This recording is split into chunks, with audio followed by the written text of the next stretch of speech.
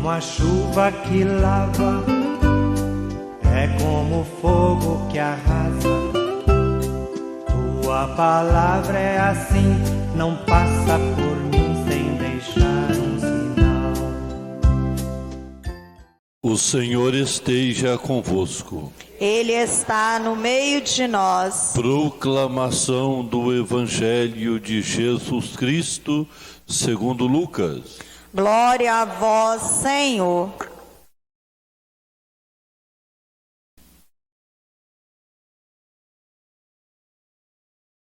Naquele tempo, Jesus disse aos fariseus: havia um homem rico que se vestia com roupas finas e elegantes e fazia festas esplêndidas todos os dias. Um pobre, chamado Lázaro, cheio de feridas, estava no chão à porta do rico. Ele queria matar a fome com as sobras que caíam da mesa do rico. E além disso, vinham os cachorros lamber suas feridas. Quando o pobre morreu, os anjos levaram-no para junto de Abraão. Morreu também o rico e foi enterrado. Na região dos mortos, no meio dos tormentos, o rico levantou os olhos e viu de longe a Abraão, com Lázaro ao seu lado. Então gritou: Pai Abraão, tende piedade de mim. Manda Lázaro molhar a ponta do dedo para me refrescar a língua, porque sofro muito nestas chamas. Mas Abraão respondeu: Filho, lembra-te de que tu recebeste teus bens durante a vida, e Lázaro, por sua vez, os males. Agora, porém, ele encontra aqui consolo, e tu és atormentado. E além disso, há um grande abismo entre nós. Por mais que alguém desejasse, não poderia passar daqui para junto de vós, e nem os daí poderiam atravessar até nós. O rico insistiu: Pai, eu te suplico, manda Lázaro à casa do meu pai, porque eu tenho 5 irmãos. Manda preveni-los, para que não venham também eles para este lugar de tormento. Mas Abraão respondeu: Eles têm Moisés e os profetas, que os escutem. O rico insistiu: Não, pai Abraão, mas se um dos mortos for até eles, certamente vão se converter.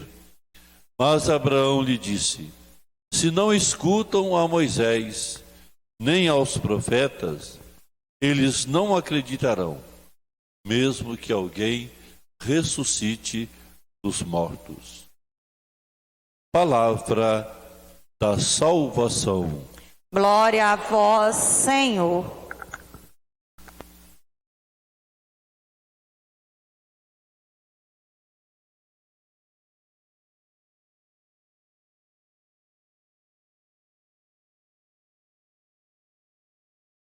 Em primeiro lugar, celebrando hoje o Dia Nacional da Bíblia. Nós sabemos que a Bíblia é uma pequena biblioteca. A palavra Bíblia é o plural de biblos. Por que a Bíblia é uma pequena biblioteca? Porque ela contém 73 livros, 46 livros escritos antes de Jesus e 27 livros escritos após o nascimento de Jesus. Então, uma pequena biblioteca. O livro, a Bíblia, não é um livro qualquer, não é um romance, não é um livro de história, Não é um livro para ser lido. Eu vou pegar aqui, vou ler 10 páginas por dia. A Bíblia é um livro de oração. Talvez um versículo bastasse para você fazer uma bela meditação. Um versículo. Não tem que preocupar com a quantidade, mas com a qualidade. Então a Bíblia é um livro de oração, é um livro de meditação, é um livro de contemplação, é um livro para nos inspirar. Não é uma página de jornal, não é uma revista. É uma palavra sempre nova e nós devemos ser zelosos para com a palavra de Deus. Nós devemos demonstrar um interesse singular, especial, pela palavra de Deus todos os dias. Um pequeno trecho, uma pequena meditação, uma palavra que vai alimentando a alma, alimentando o espírito, acalmando a nossa vida e o nosso coração. Então a palavra de Deus, ela é essencial no dia a dia da nossa vida. O evangelho de hoje é quase que uma sequência do evangelho de 15 dias atrás, de 8 dias atrás. Qual foi mesmo o evangelho de 15 dias atrás? Qual foi, Kaique? Hein? Muito que 15 dias, de fato, é muito tempo. Há pouco tempo eu estava conversando com um pai e falando do filho dele, filho muito rebelde, etc. No meu tempo não era assim. Eu olhei para o pai e falei assim: quantos anos você tem? 32. 32 anos. E ele falava que no tempo dele ser educado era diferente do filho. Você imagina só. Agora 15 dias para o Kaique é muito. O evangelho me parece que era a parábola do filho pródigo, né? Não? Acho que era do filho pródigo, né? Aqueles 2 filhos, mais velho e mais novo. E do último domingo? Qual que foi? Foi do administrador infiel, que ele ia perder o emprego, e aí ele chamou aqueles que deviam. Quando você deve 100, escreve 80. Quando você deve 100, escreve 50. Fazendo amigos, para depois de que ele tivesse perdido o emprego, alguém pudesse acolhê-lo em sua casa. A palavra de Deus hoje vai seguindo este espírito, este ensinamento. Ainda olhando esse Dia Nacional da Palavra, então, nenhum de nós, ninguém, pode dar destinação para um sentido particular o bem que Deus criou para todos. Tudo que Deus criou, Deus não criou para tratar um filho, uma filha com preferência, de uma maneira especial. Deus nos trata todos com igualdade. É como meninos e meninas, né? Os meninos, aí tem lá 2, 3 filhos, pode conversar. Até entre vocês mesmos, se tem irmão, tem um que tem aquele ciúme, aquele inveja. Minha mãe gosta mais do meu irmão, minha mãe gosta mais da minha irmã, e assim por diante, né? Então, Deus não é assim. Deus nos trata na mesma proporção. Deus não faz acepção de pessoas. Então eu não posso dar destino aos bens da criação que Deus criou para todos, para um sentido particular meu, ou de alguém, ou de algum grupo. Os bens da criação, Deus ofertou a todos e deve pertencer a todos. Ao mesmo tempo, a palavra de Deus, ela é uma fonte de luz e de discernimento.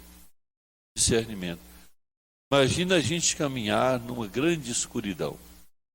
É muito difícil caminhar na escuridão. A gente quer sempre alguma luz, né? alguma luz. E ao mesmo tempo nós precisamos de discernimento, que nós devemos saber o caminho da vida. E a gente pergunta assim, qual que é o caminho do céu? O caminho do céu está bem implícito nesta palavra, quando Deus é a nossa luz. Se eu ando conforme a luz de Deus, eu estou indo para o caminho do céu. Se eu sou capaz de um discernimento, saber escolher o que é certo, tentar evitar o que é errado, eu estou escolhendo o caminho do céu. Então a palavra de Deus é uma luz e ao mesmo tempo discernimento para nós. O que a palavra nos ensina? Ensina o caminho do céu. A palavra de Deus nos ensina que a vida é um dom. A vida é um dom. Às vezes nós não compreendemos bem a vida, maltratamos a própria vida, a vida do outro, ao passo que a vida é um dom. É um dom.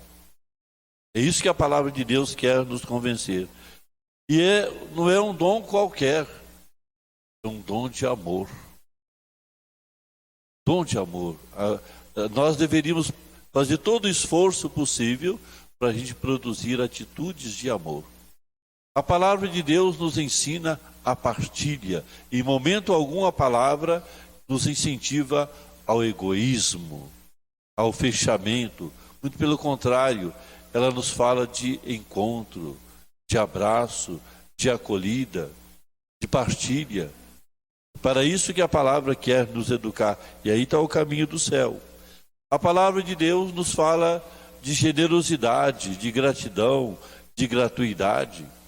Então a palavra quer nos ensinar, compreender que a vida é um dom de amor, que a vida é partilha.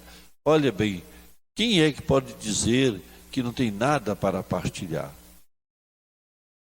A gente pode fazer uma visita a uma pessoa e ser um momento de partilha, de boas risadas, conversar, animar o outro, dar ao outro um pouco de alegria, de esperança. Ter um tempinho para escutar o outro que quer falar, empresta os seus ouvidos para escutar.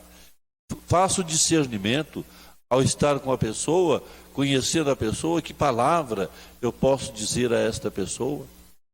Às vezes a gente não faz o discernimento, a gente mistura tantas palavras e de repente fica em destaque aquelas palavras que não edificou, que não construiu, porque a gente não soube medir as palavras. A gente conhece bem aquelas pessoas que visitam doentes, mas que não sabem visitar doente. Chega lá, dá uma olhadinha assim, e a minha mãe morreu com essa doença, a minha vizinha também morreu com isso. Quer dizer, já chega lá, colocando a pessoa lá no fundo do poço. Você tem que chegar lá para arrumar um outro assunto, arrumar uma outra coisa para a pessoa ficar-se em estado de ânimo, de esperança. Agora você chega lá com um balde de água fria e joga nela. Pronto, acabou. Você vai matar a pessoa mais depressa ainda. Então nós temos que ter esse... Então todo mundo pode partilhar. Todo mundo pode partilhar. E tem aquele pensamento, né? Ninguém é tão pobre que não tenha nada para dar. E ninguém é tão rico que não tenha nada para receber na vida. E gratidão, gratuidade, né? Então estes sentimentos, estas atitudes que a palavra de Deus quer nos ensinar, é o caminho do céu. Se você está se perguntando pelo caminho do céu. O caminho do céu não é isto. O caminho do céu está na nossa convivência, no relacionamento, na capacidade de amar e de nos perdoar mutuamente. É só rezar o Pai Nosso, prestando bastante atenção, que nós vamos também perceber qual que é o caminho do céu. E a primeira leitura, então, hoje, mais objetivamente falando, ela nos pergunta, vem nos perguntando, como que é o nosso relacionamento com os bens materiais? Como é que eu me relaciono, né? Com o meu carro, minha moto, meu celular, minha terra, meu gado, não sei. Nossos bens, né? Nossos bens. Às vezes uma coisa tão pequena e insignificante toma conta da nossa vida, da nossa atenção, a gente se torna um prisioneiro, um escravo daquele bem. Como é que a gente se relaciona? Será que Deus é o nosso absoluto e tudo mais é relativo, como nos tem falado a palavra. Então Deus quer que nós partilhemos, né? Ele permite isso, que nós partilhemos os bens de Cristo. Cristo veio para nos ensinar esse sentido da partilha. Não é ser escravo de nenhum bem material. Deus quer que em Cristo aprendamos a partilhar e que a gente compreenda, entre aspas, que nós não somos donos de nada. Ninguém é dono de nada. A gente acha que é muito dono, né?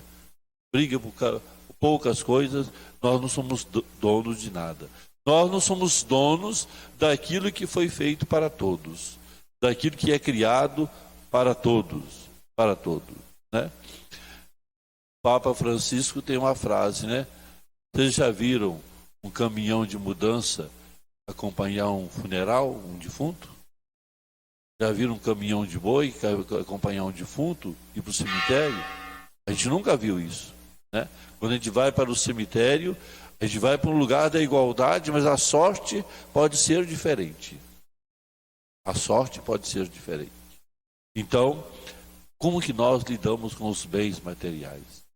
Será que a gente o entende que é para a partilha?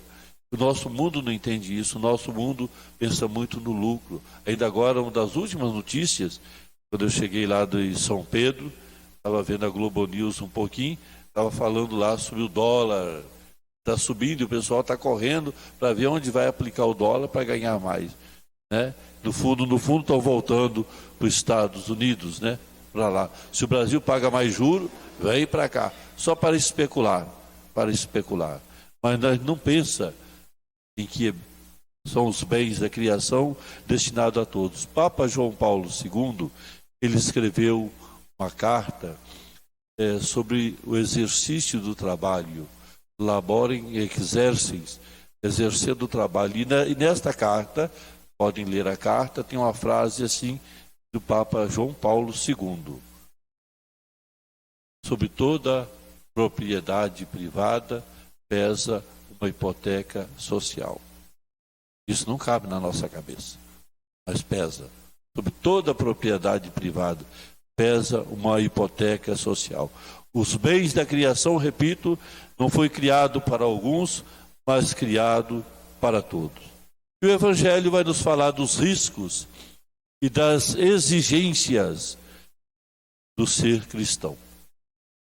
Riscos e exigências do ser cristão. E esta parábola que nós estamos meditando, ela deveria ser chamada a parábola dos 6 irmãos. Que só um morreu, mas 5 estavam aqui na terra, e aquele que morreu estava muito preocupado com os que ficaram aqui devido ao sofrimento dele. Então a parábola dos 6 irmãos. Uma parábola é um convite ao discernimento. Uma parábola é uma provocação. Nós da roça, como é que a gente fala, hein? A gente bate a cangaia. Para quê? Você está com medo de falar? Bate a cangaia para o burro entender, não é isso? É a mesma coisa da parábola. Conta-se uma parábola para a gente tirar uma lição de vida. Jesus fazia muito bem isso. Contava a parábola para tirar lição de vida, provocando a reação, porque a palavra é para nos provocar. Talvez é por isso que ela esteja muito empoeirada na nossa casa. A gente não abre a palavra, porque a palavra provoca.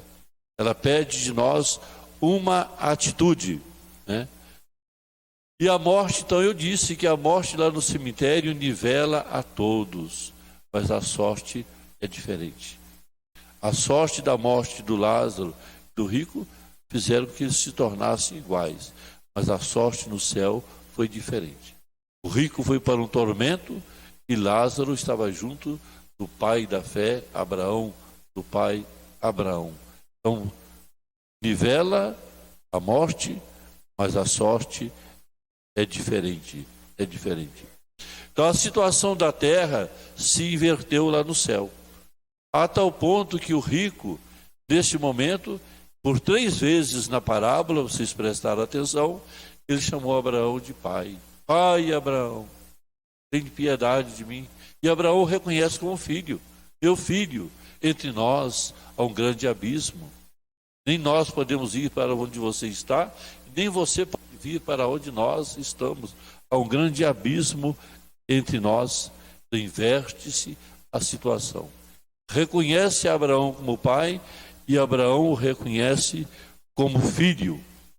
Mas não basta ser filho para ser salvo. Todos nós somos filhos de Deus, mas não basta isso para ser salvo. É preciso algo mais. Este algo mais é que o rico não entendeu diante de Lázaro.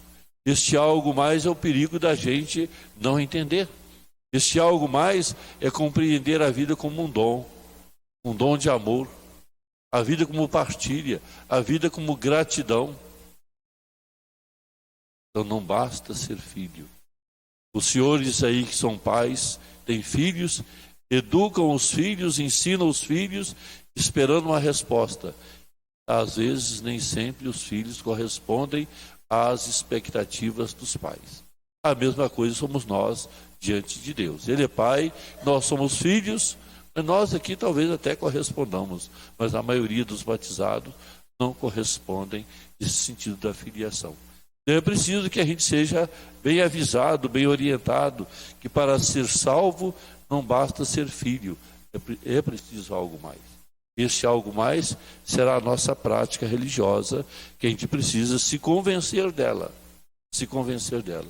Onde tudo é relativo, onde somente Deus é absoluto, nós não somos donos de nada, nós somos apenas administradores. E com justiça nós deveríamos administrar.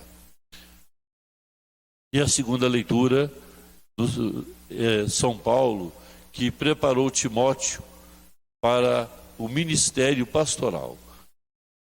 Todas as cartas a Timóteo são cartas pastorais.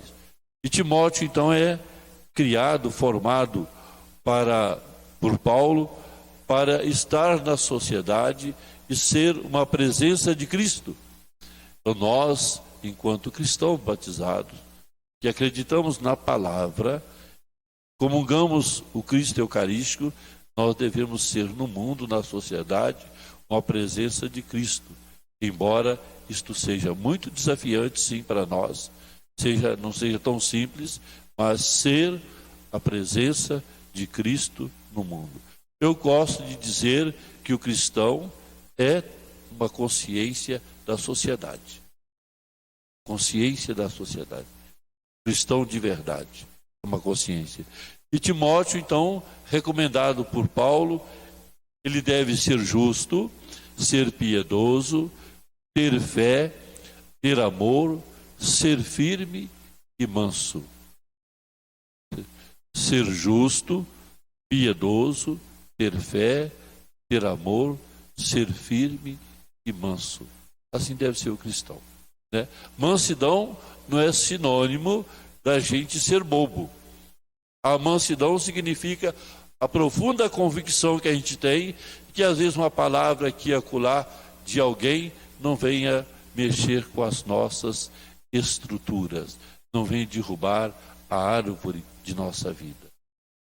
Ser manso não é ser bobo, não é ser bobo. Deus não quer ninguém bobo. Deus quer, pelo contrário, que nós sejamos lúcidos em torno da justiça e da verdade. Então esta palavra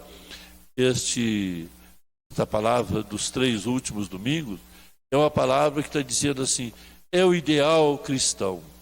Nós sabemos que algo ideal tem uma distância do real.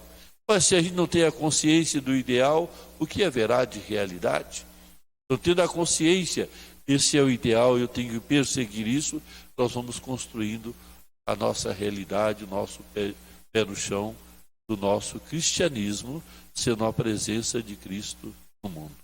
Que Deus nos dê a graça, nos dê sabedoria, discernimento e força, para que a gente possa obedecer a palavra e um dia a gente não ter que ter a nossa vida invertida no céu da realidade da terra e a gente cair num grande remorso, num grande sofrimento. É melhor apostar fazendo o bem. É melhor apostar no sentido de que a vida é dom, é um dom de amor, a vida é partilha, a vida é gratidão. Assim seja. Creio em Deus Pai,